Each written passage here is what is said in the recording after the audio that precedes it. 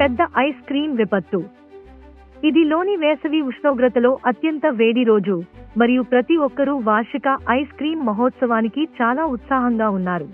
ఈ సంవత్సరం జరిగే ఫెస్టివల్లో ఇప్పటివరకు తయారైన అత్యంత పెద్ద ఐస్ క్రీం సండే కనిపిస్తుందని మేయర్ హామీ ఇచ్చారు. రుచి చూడడానికి ప్రజలు అనేక మైళ్ల దూరం వరుసల్లో నిలబడ్డారు. ఫెస్టివల్ కేంద్రంలో ఐస్ క్రీం కొండ కనిపించింది. చాక్లెట్, వనిల్లా, స్ట్రాబెర్రీ, మింట్ మరియు మీకు ఊహించగలిగిన ప్రతి రుచి, టూసులు, వేపించబడిన క్రీం మరియు చెర్రీలతో అందంగా అచ్చువేసి ఉన్నాయి. కానీ సూర్యుడు మరింత వేడిగా మారిపోతూ ఒక భయంకరమైన విషయం జరిగింది. ఆ పెద్ద సండే చాలా వేగంగా కరిగింది. సండే కరిగిపోతుంది అని ఎవరైనా అరుస్తారు.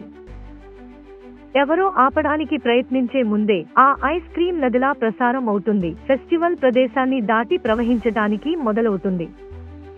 ఐస్ క్రీం కరిగిపోతున్న సముద్రం వారిని అనుసరించడానికి వారు అన్ని దిశలలో పరుగులు పెట్టారు. పొడి తేమలను రక్షించండి అని ఒక చిన్న పిల్లవాడు అరుస్తూ అతను ఎంతగానో తేమలను తీసుకోవడానికి ప్రయత్నిస్తున్నాడు. మేయర్ భయపడిపోతూ ఏం చేయాలో తెలియక తలచినట్లుగా ఉన్నారు. కాని అప్పుడే పిల్లల గుంపు ఒక ఆలోచన వచ్చింది. మనము మన సేపులను ఉపయోగిద్దాం అని వారు చెప్పారు. డజన్ల కొద్దీ పిల్లలు తమ సేపులను పట్టుకుని కరిగిపోతున్న ఐస్ క్రీంను ఎక్కువగా తినడం ప్రారంభించారు.